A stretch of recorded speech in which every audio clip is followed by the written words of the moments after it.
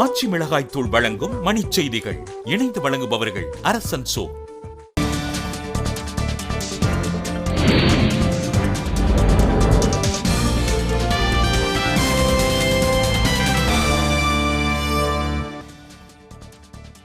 ஜல்லிக்கட்டு அனுமதிக்கு எதிரான வழக்கு உச்சநீதிமன்றத்தில் வேறு அமர்வுக்கு மாற்றம்.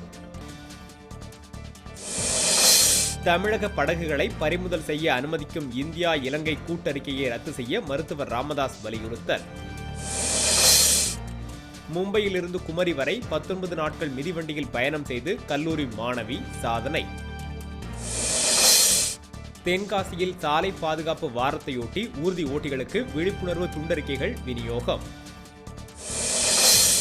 கோவையில் நடைபயிற்சி மேற்கொண்டவர்களை சந்தித்து சாதனை விளக்க கையேடு வழங்கி அன்புமணி ராமதாஸ் பரப்புரை.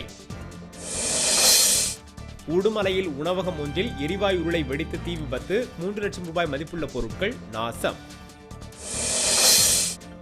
வேலூரில் விவேகானந்தர் பிறந்தநாளையொட்டி 100க்கும் மேற்பட்ட இடங்களில் உருவப்படத்திற்கு மரியாதை. திருச்செந்தூர் அருகே திமிங்கலம் வகையை சேர்ந்த அதிக எடை கொண்ட மீன்கள் கரை ஒதுங்கியதால் பரபரப்பு. தஞ்சை அருகே கிராம மக்கள் தப்பாட்டத்துடன் சமத்துவ பொங்கல் வைத்து உற்சாக கொண்டாட்டம். சீனாவில் 23 கோடி ரூபாய் சொத்துக்களை குவித்த முன்னாள் அமைச்சர் லீ டாங்செங்குக்கு 15 ஆண்டுகள் சிறை.